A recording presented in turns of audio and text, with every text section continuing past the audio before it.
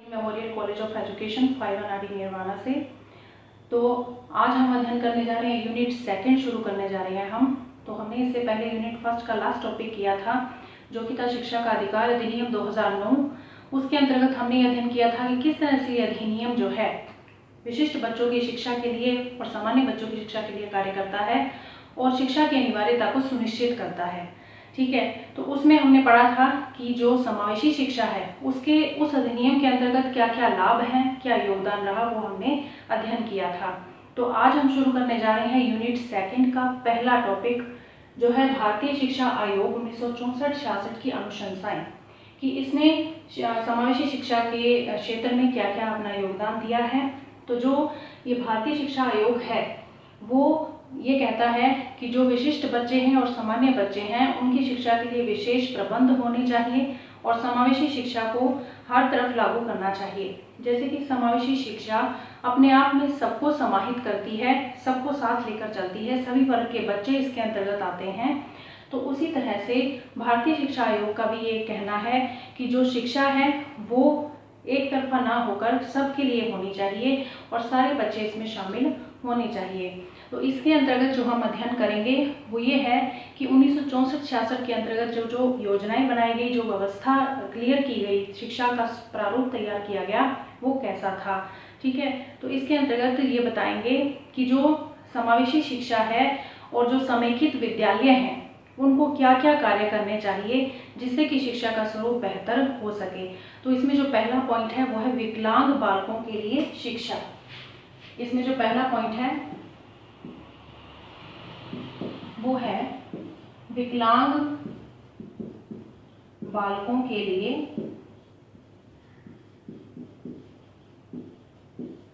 शिक्षा।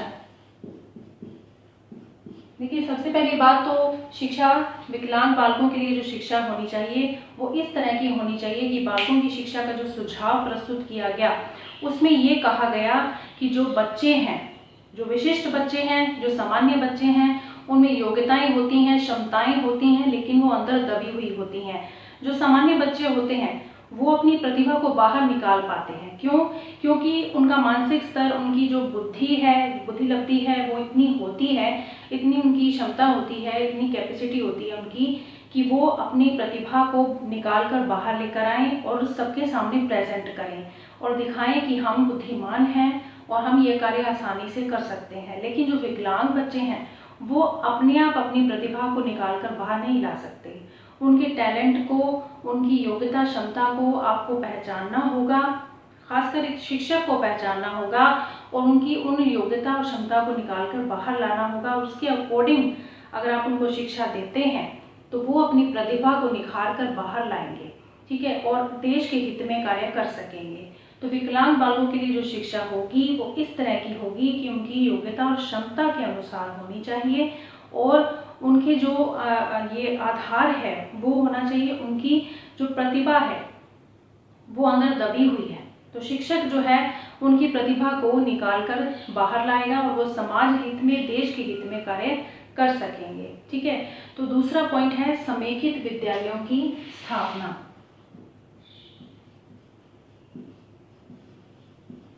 समेकित विद्यालयों की स्थापना। देखिए, समेकित विद्यालय जैसा कि हमने पहले भी पढ़ा था, समाकलित, समेकित, ये समग्र विद्यालय जिसमें कि सभी तरह के बच्चे आ जाते हैं, जो धर्म से पिछड़े हुए हैं, जो संस्कृति से पिछड़े हुए हैं, ऐसे बच्चे जो किसी भी रूप में अपने कार्य को प्रॉपरली नहीं कर पा रहे हैं, तो ऐसे बच्चों को आगे लाने का काम जो है इन जो है शिक्षक करता है। और ये जो समेकित विद्यालय हैं इनमें इन बच्चों को रखा जाता है सामान्य बच्चों के साथ। और जो बच्चे अपवंचित वर्ग के हैं या पिछड़े वर्ग के हैं और जो ये बच्चे जो हैं अपनी अक्षमता की वजह से कार्य नहीं कर पा रहे हैं, तो ऐसे विद्यालयों में उन बच्चों को रखा जाता है और उनको किसी भी तरह की कोई परेशानी ना हो इस बात का खास ध्यान रखा जाता है। तो छात्रों, सभी तरह के छात्रों को इन विद्यालयों में शिक्षा प्राप्त होनी चाहिए, मिलनी चाहिए और कोई भी बच्चा शिक्षा से वंचित ना रहे। तो ये विद्यालय जो हैं समावेशी विद्यालयों से ही संबंधित हैं। समेकित विद्यालय जो हैं सबको अपने आप में समाहित करते हैं।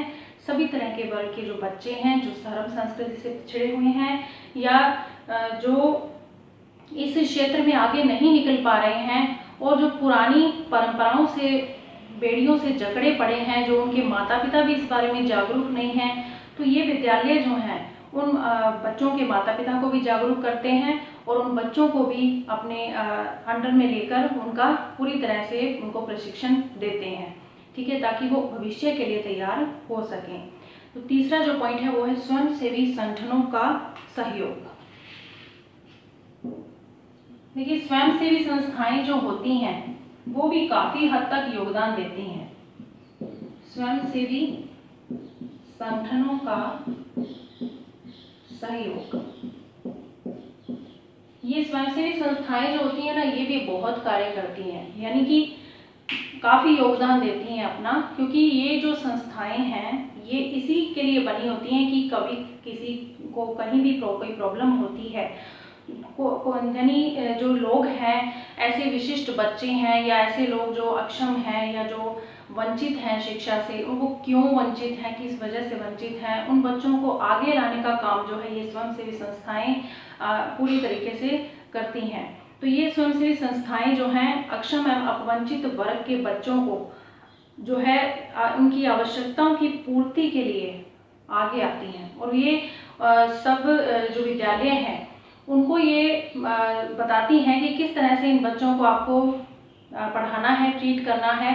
तो ये स्वयंसेवी संस्थाएं जो हैं काफ़ी हद तक जो है समेकित विद्यालयों, समावेशी विद्यालयों, सामान्य विद्यालयों के लिए कार्य करती हैं और ऐसे बच्चों को जो है शिक्षा में अग्रसर करने के लिए पूरा अपना सहयोग करती हैं, ठीक है। तो चौथा पॉइंट है समावेशी शिक्षा की व्यवस्था।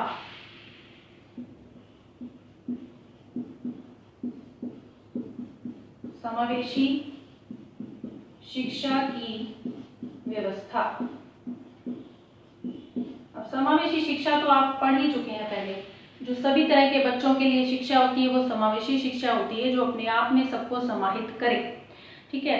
शैक्षिक प्रयास ही समावेश है, यानी कि जो विद्यालय हैं उनके द्वारा जो प्रयास किए जाते हैं, बच्चों को अपने आप में समाहित किया जाता है, चाहे वो बच्चा किसी भी वर्ग का है, किसी भी जाति का है, उसके साथ किसी भी तरह का कोई भेदभाव नहीं किया जाता है और उसको जो है विद्यालय में जो है एडमिशन दिया जाता है, उसको विद्यालय में प्रॉपर्ली उसको रखा जाता है, सामान्य बच्चों के साथ बिठाया जाता है और उसी तरीके से शिक्षित किया जाता है जिस तरह से सामान्य बच्चों को वो शिक्षित करते हैं।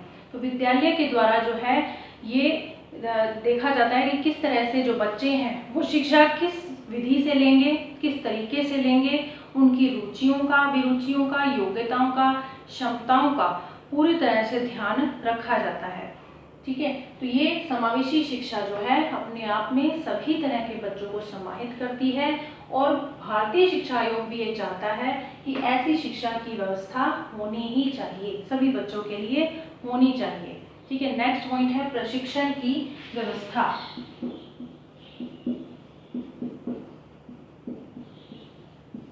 प्रशिक्षण की व्यवस्था, प्रशिक्षण यानी ट्रेनिंग दी जाती है कॉलेजेस में पढ़ाने की। हम अलग अलग विधियों की ट्रेनिंग देते हैं, प्रशिक्षण देते हैं, अलग अलग कौशलों का प्रशिक्षण देते हैं।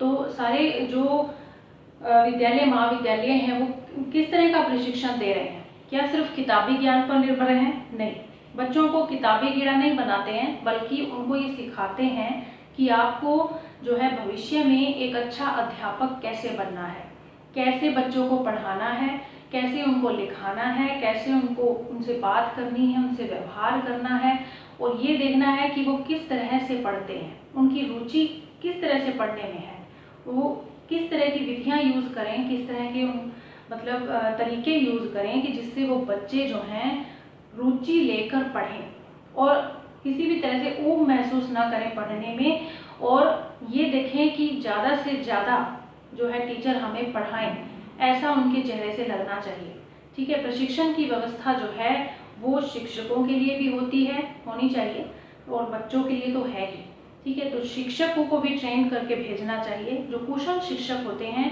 वो ही कौशलों का उचित ज्ञान दे पाते हैं।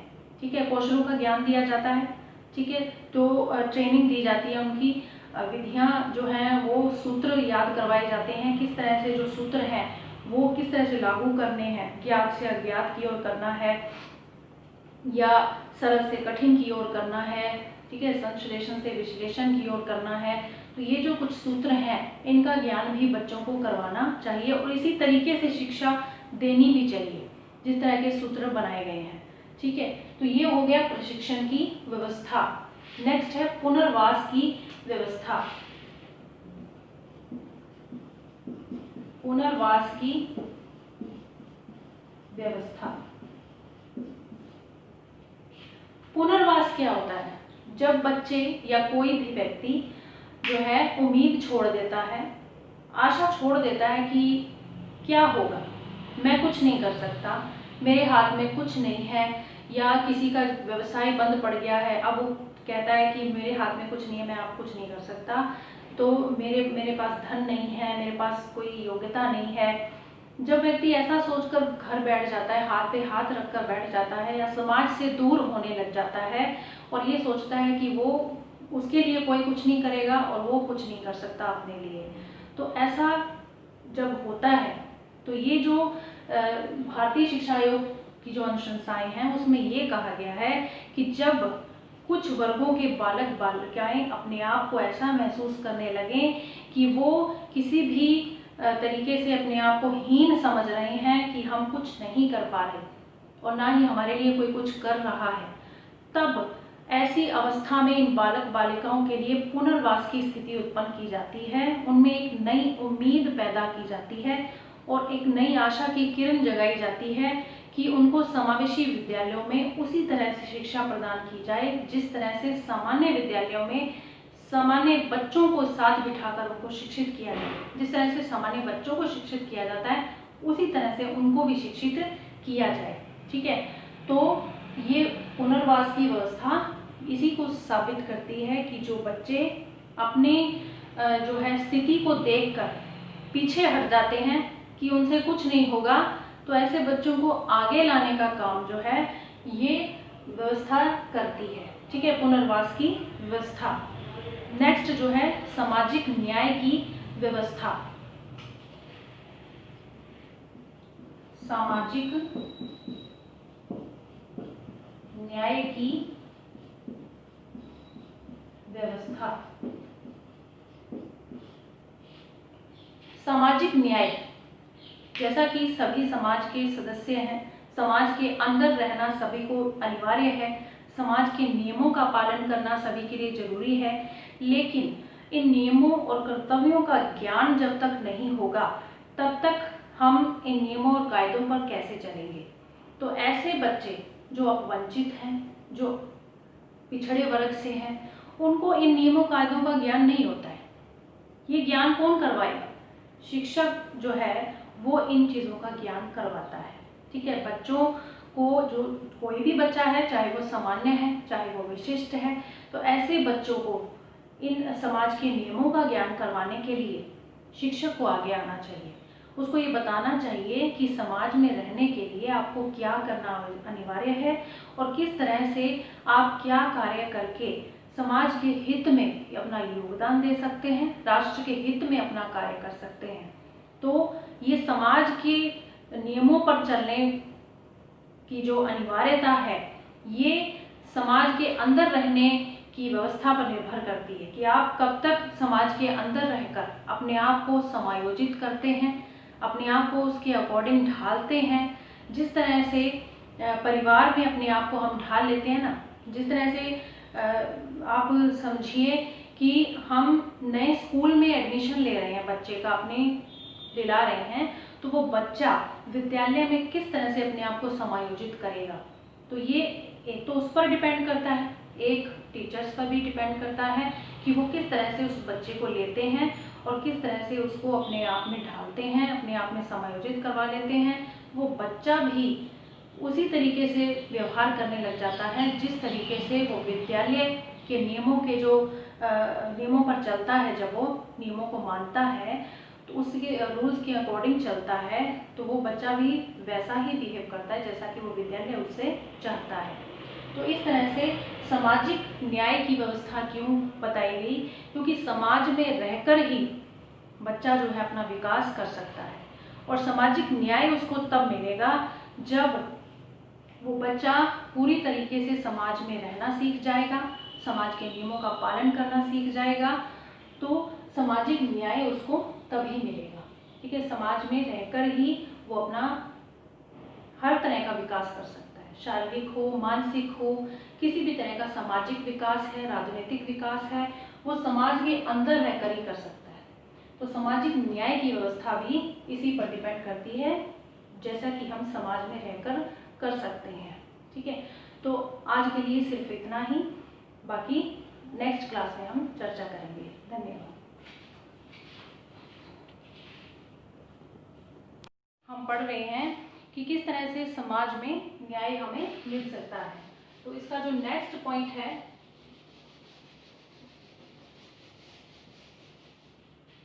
नेक्स्ट पॉइंट जो है वो है समेकित कार्यक्रमों की व्यवस्था। 8वां पॉइंट है समेकित कार्यक्रमों की व्यवस्था। कार्यक्रम यानी कि समेकित का मतलब क्या हुआ, मिलजुल कर कार्य करना। तो विद्यालयों में ऐसी व्यवस्था होनी चाहिए कि सभी बच्चे मिलजुल कर आपस में कार्य कर सकें, सहयोग बरत सकें। तो ऐसा कब होता है, जब विद्यालय में तरह तरह की प्रतियोगिताएं करवाई जाती हैं, कॉम्पिटिशन्स होते हैं, या कोई प्रोग्राम होते हैं, कार्यक्रम ऑर्गेनाइज किया जाता है प्रोग्राम्स का। तो किसी भी तरह का जो फंक्शन है वो हम करते हैं विद्यालयों में, तो सारे बच्चे एक साथ हो जाते हैं, इकट्ठे हो जाते हैं, चाहे वो सामान्य बच्चे हैं, चाहे वो विशिष्ट बच्चे हैं। तो मिलजुल कर जब वो कार्य करते हैं तो उन्हें हम समेकित कार्यक्रम की व्यवस्था कहते हैं। ठीक है, तो ये बच्चे जो हैं उनमें एकता पैदा होती है, सहानुभूति पैदा होती है, और कभी भी किसी बच्चे को किसी चीज़ की आवश्यकता होती है तो वो बच्चा जो है उसकी हेल्प करता है, उसको सहायता करता है उस चीज़ को दिलाने में। तो इस तरह से क्या होगा कि बच्चे आपस में न्याय सीखेंगे, किस तरह से एक दूसरे के साथ न्याय करना है, और समाज में भी एक दूसरे को फिर न्याय की प्राप्ति होगी। ठीक है, दूसरी ओर उनको विद्यालय शिक्षा का भी अनुभव हो जाएगा कि किस तरह से विद्यालय एक परिवार है उनके लिए, और सभी बच्चों को यहाँ पे मिलकर रहना है। तो ये होगी समेकित कार्यक्रमों की व्यवस्था जो विद्यालयों द्वारा आयोजित किए जाते हैं। नेक्स्ट है अनुदान की व्यवस्था।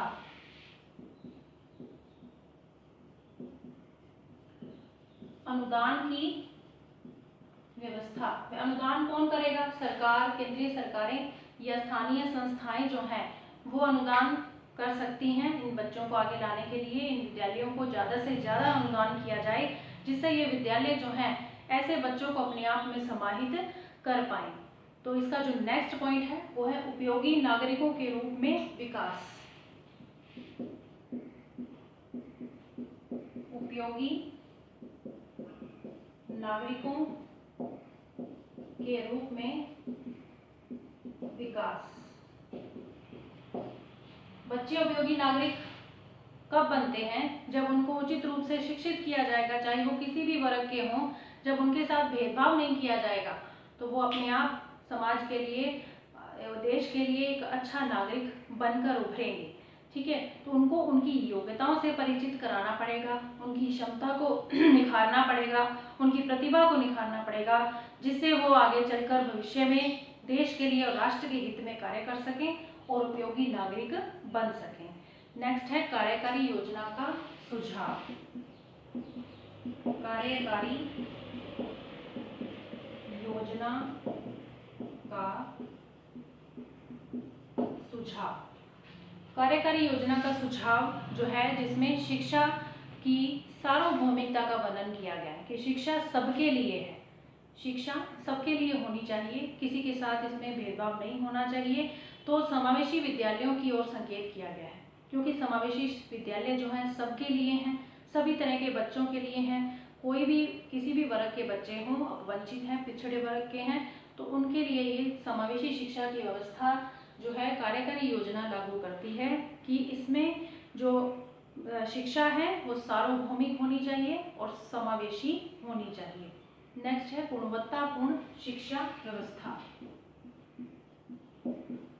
गुणवत्तापूर्ण शिक्षा व्यवस्था।